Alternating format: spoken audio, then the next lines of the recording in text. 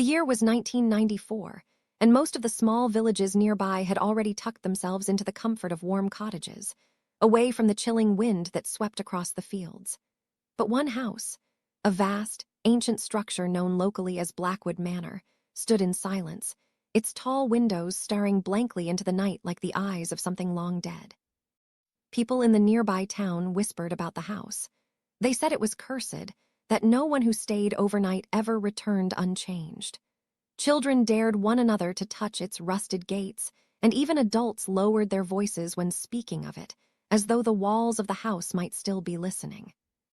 The story begins with Thomas Gray, a 32-year-old historian from London. He wasn't a believer in ghost stories. For him, every old tale of haunting had a logical explanation. Flickering lights, faulty wiring, strange noises, rats in the walls, cold spots, drafts sneaking through cracks in the stone. So when he learned that Blackwood Manor was to be torn down in a year's time, he saw an opportunity to spend a few nights inside, research its history, and perhaps even write a book that would prove once and for all that the so-called hauntings were nothing more than imagination. Thomas arrived one foggy afternoon, his car tires crunching over the gravel road that led to the iron gates. The gates themselves creaked loudly when he pushed them open, and for the first time he felt a chill, not from the weather, but from the unsettling quiet that followed. The house loomed ahead, a Gothic structure of stone and wood, its roof sagging in places, its windows covered with grime. He could almost feel the weight of centuries pressing down on it. He stepped inside. The air was stale, thick with dust and the faint smell of rot. His footsteps echoed along the grand hallway where portraits of the Blackwood family stared down at him. Their faces were pale, eyes painted with an uncanny realism that made it seem as though they followed his every move. Thomas shook off the unease. "Just tricks of the mind," he muttered, setting down his bags and pulling out a flashlight. Night fell quickly. The countryside outside was pitch black, and the wind began to moan through the cracks of the house. Thomas sat in the study, surrounded by piles of old books and letters he had discovered in a chest. They belonged to Edward Blackwood, the last known owner of the manor. The letters spoke of strange dreams, whispers in the walls, and shadows that moved when no one was there. At midnight, Thomas heard the first sound, a soft, dragging noise coming from the hallway. He froze, listening. His logical mind told him it could be an animal, perhaps a stray cat or even the shifting of the old floorboards. Still, curiosity pushed him to investigate. He stepped into the hall, the beam of his flashlight cutting through the darkness. The sound grew louder, closer. A scraping, dragging noise like something heavy being pulled across the wooden floor. He followed it to the staircase, where the shadows seemed unnaturally thick. Then, suddenly, the sound stopped. For a long moment, Thomas stood in silence. Then, from above, a whisper, "Leave."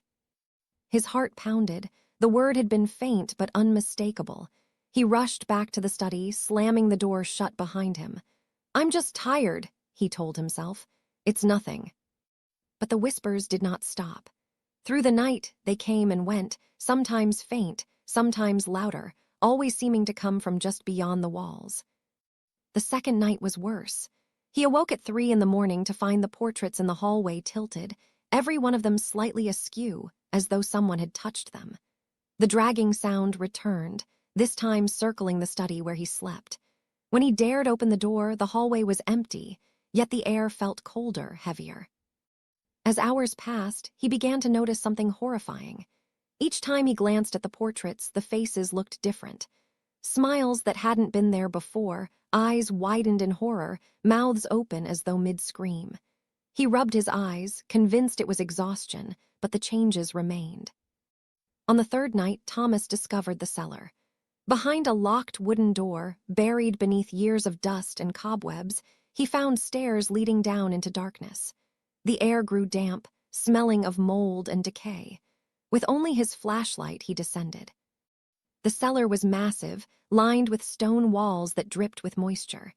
In the center stood a wooden table, scarred and stained. Shackles hung from the walls. It was no ordinary storage cellar, it was something else, something darker. On the table lay a book, its cover cracked and brittle.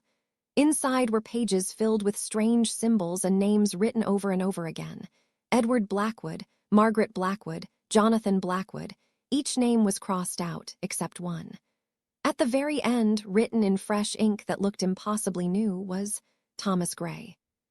Thomas dropped the book, his blood turning to ice. Someone or something had been expecting him. That night the manor came alive. Doors slammed by themselves. Windows rattled violently, though there was no storm. The whispers grew into screams, voices overlapping until it sounded like an entire crowd was trapped inside the walls. Thomas ran through the halls, his flashlight flickering. The portraits now showed only one face, his own.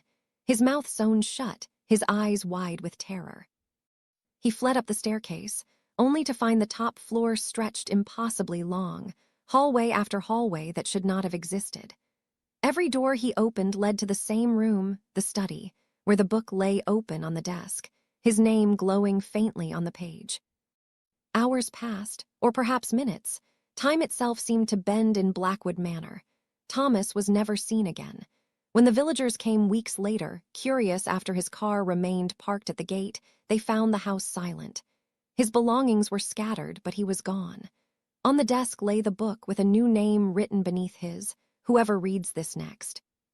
And so the legend continues.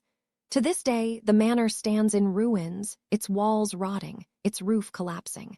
Yet travelers still claim that on cold, misty nights, you can hear footsteps inside.